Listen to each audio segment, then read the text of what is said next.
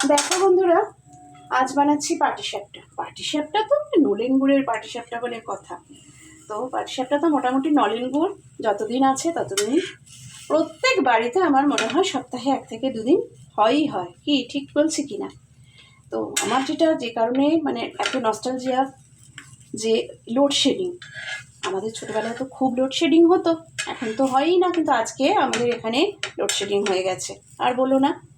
তো আমার 2 রকমের পুর করতে হয়। একটা নারকেলের ছাই দেওয়া পুর, সেটা আমার মেয়ের পছন্দ, আর কর্তা মশাইয়ের পছন্দ ক্ষীর, আর না হলে মাখা সন্দেশ। আজকে আমার সময় কম ছিল তাই একদম মাখা সন্দেশ কিনে আমি নিয়ে এসেছি, সেই জন্য খাটনিটা কম।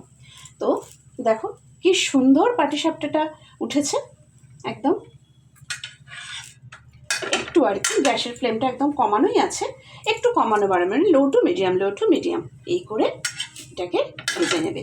অনেকে একটু লাল লাল পছন্দ করে, তারা একটু লাল লাল ভাজবে, আর যারা একটু সাদা পছন্দ করে তারা সাদা রাখবে। ঠিক আছে, এবার একটু বলে দিই কি কি করেছি না। মেজারমেন্ট কাপ জানো তো, মেজারমেন্ট কাপের 1 কাপ ময়দা নিয়েছি, 1 কাপ সুজি নিয়েছি, সুজিটাকে অবশ্যই গুঁড়ো করে নেবে। আর টেস্ট ব্যালেন্সের জন্য সামান্য একটু নুন। শুকনো উপকরণগুলোকে আমরা যেরকম ময়দা যখন মাখি আর কি, যেমন আগে শুকনো উপকরণগুলোকে ভালোভাবে মিশিয়ে নিয়েছি। তারপরে আমি এখানে এই যে নলেন যে ঝোলা গুড়টা, পাতলা গুড়টা পাওয়া যায়, সেটা দিয়েছি ওই 1/2 কাপ, মানে মেজারমেন্ট কাপের 1/2 কাপ। এটা দিয়েও ভালোভাবে করে, তবে 1 কাপ ওই মেজারমেন্ট কাপের 1 কাপ দুধ দিয়েছি, দিয়ে এটাকে ভালো করে মিশিয়ে তোমার ঢাকা দিয়ে 10 মিনিট রেখে দিয়েছিলাম। 10 মিনিট পরে কি হয়, সুজিটা ফুলে ওঠে, তখন আবার একটু দুধও দিতে পারো, দুধেও জলে মিশিয়েও দিতে পারো, অনেকে আবার জল দেয়। তো আমি জলটা দিই না, আমি দুধই দিয়েছি। আমার আরও পৌনে 1 কাপ দুধ লেগেছে। ব্যাস, এটাকে ভালো করে মেখে এবারে একটু প্রত্যেক বাড়ি আর কি তেল ব্রাশ করে নেবে।